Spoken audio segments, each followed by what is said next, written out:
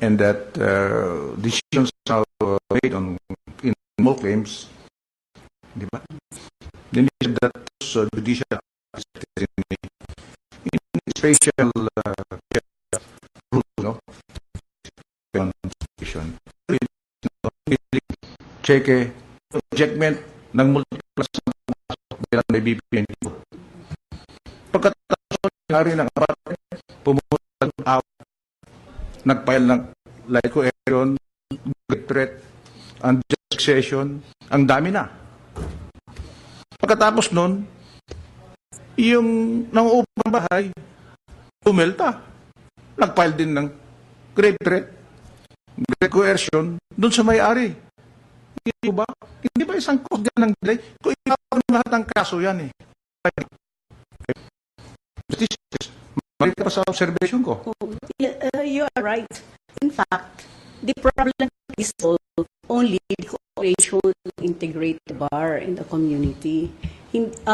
So integrated bar can help a lot in seeing to it that the lawyers follow the ethics of the profession, that they are made to realize that being a lawyer is a profession. It is the pursuit of a learned art.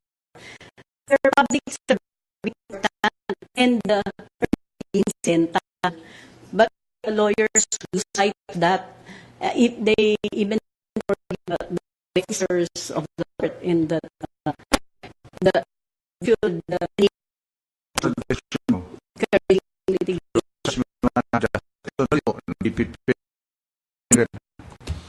would you agree if we raise the maximum amount?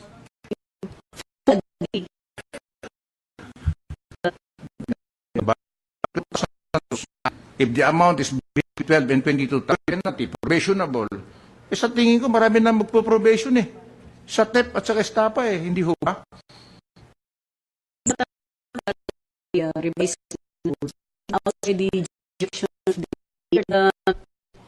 I think, Nate, that judges are overworked, understaffed, and are working under very dire conditions, and yet they stay on.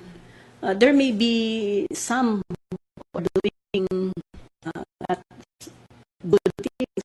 They do the duty, and I think we should be able to project to the public that the court is not as bad as they think it is.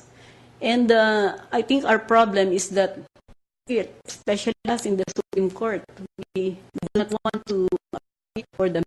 I'm glad that your day, Justice Brion, the opportunity to explain. The opportunity because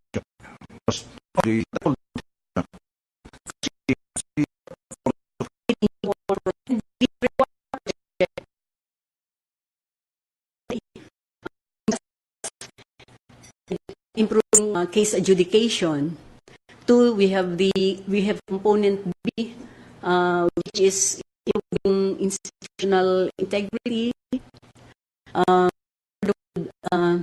As I mentioned, the community, civil society. So this is a very comprehensive plan. This was well thought out. This was scholarly done. Since the time of Chief Justice Davide. But in the early part, we have been trying to study.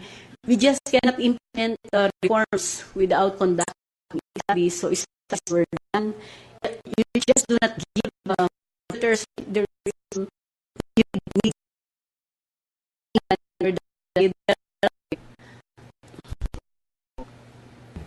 so the that's the main committee. Yes, it's mother committee. The mother committee and the four committees. Yes.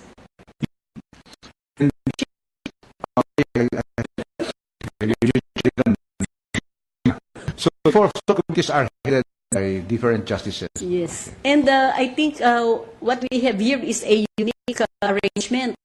We're told that there's nowhere in the world where justices are actively involved in judicial reform. They usually focus on their attention to writing decisions. But here, the justices are taking active part in judicial reform. All the committees are headed by a justice and usually also assisted by 2 or 3 associate judges. And actually, on a regular basis, No, also part of my we have 2 one is in Lapu-Lapu and the other one is in Angeles City. which brings me to another question, because I see lawyers from Manila, most of them are my friends. Who Malapit na. standing binore Sa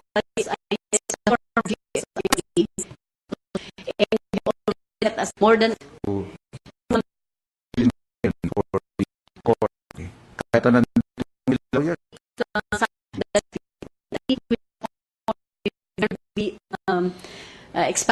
We'll see to it that sanction in the future will be possible. Sa'yo Because lahat there ito. might be All this we're taking.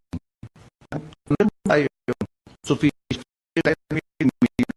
to fund all these programs, computerization, Hall of Justice, enhancement, lahat. Meron ba tayong funding dyan, Justice Tess? meron tayo. Yeah, yes, we have some funds allocated for that.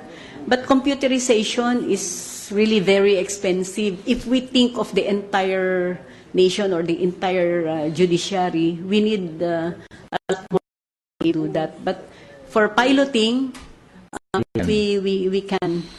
Yeah, there was another, I can the discussion. And then you're also the one in charge of the management committee, Marco. The entire reform program consisting of these 4 components are funded by World Bank. But the term of the loan already ended last June. Yeah, I ask you this because there were concerns, a lot of concerns.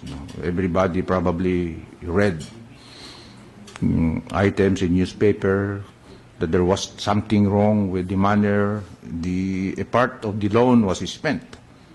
Can you tell us how much is that amount involved? I think the amount of $115,000 No, were treated as ineligible. Yeah. Not illegal or irregular. Treated as ineligible. That $115,000 is how much percentage of the whole loan? It's a small percentage because the loan was about $21 million. So $115 was considered Eligible. so the money that is disallowed. It's not disallowed.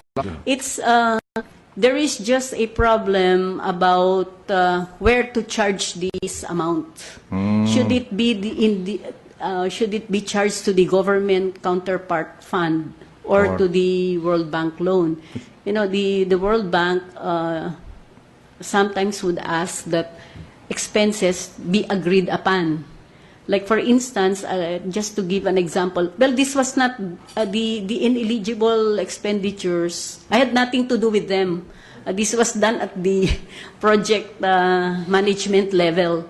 Yeah. So we are not engaged in the disbursement of funds. None of the justices ever touch any money in that World Bank loan. We have nothing to do with it. Now, What happened? What happened with that query? Yes, Because there was from the reports that the World Bank was trying to secure an explanation from the court through you. What happened with that? There was a request that the matter be discussed, but according to them, we can point out errors in their memoir. So originally the amount I think was about 100